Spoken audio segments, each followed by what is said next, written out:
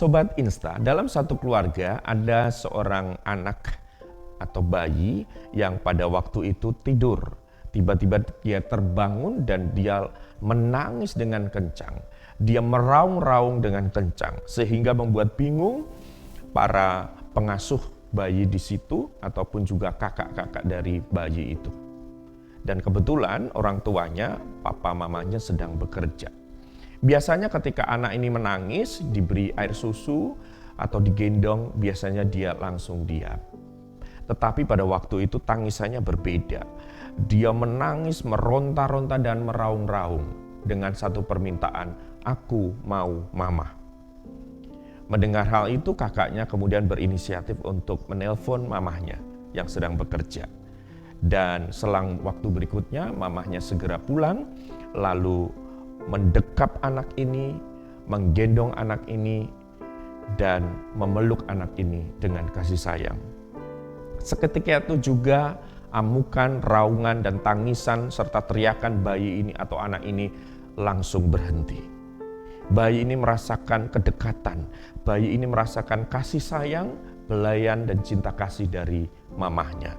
Inilah sebuah kuasa keintiman. Sobat Insta semuanya, kita sebagai orang percaya kepada Tuhan, maka kita juga tentu merindukan sebuah kedekatan, keintiman, hubungan yang akrab dengan Tuhan. Tentu juga Tuhan yang terlebih dahulu berinisiatif untuk membangun kedekatan itu, keakraban itu dengan umatnya. Karena itu mari Sobat Insta semuanya, kita membangun keintiman di dalam kehidupan mengikut Yesus Kristus.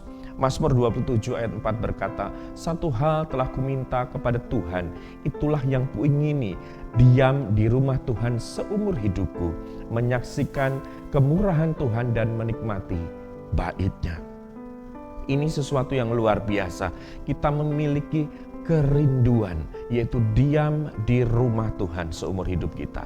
Dan kita bisa menyaksikan bagaimana kemurahan Tuhan, menikmati bait-Nya, menikmati kehadirannya, dan menikmati kasih sayangnya.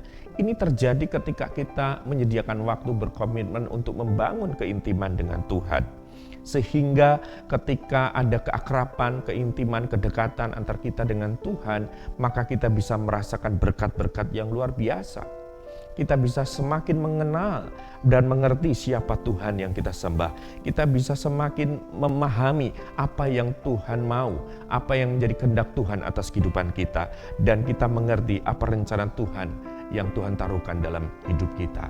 Sehingga ketika kita mengambil keputusan, ketika kita bertindak, kita bisa berkonsultasi, kita bisa berbicara, dan kita bisa meminta pimpinan Tuhan. Karena itu akan melepaskan kita dari kesalahan, akan melepaskan kita dari hal-hal yang tidak benar ataupun hal-hal yang menyimpang. Karena kita mengerti apa yang menjadi maunya Tuhan. Inilah proses yang harus kita kerjakan, bagaimana membangun keintiman. Ingat sekali lagi, yang kita rindukan adalah diam di rumah Tuhan seumur hidup kita, menyaksikan kemurahan Tuhan dan menikmati bait-Nya. Karena itu sekali lagi, sediakan waktu dan berkomitmenlah untuk membangun keintiman, kedekatan, keakraban dengan Tuhan. Sebab apa? Keintiman sama dengan keserupaan. Semakin intim dan dekat dengan Tuhan, maka kita akan semakin serupa dengannya. Tuhan memberkati kita semuanya. Salam Insta, inspirasi untuk kita.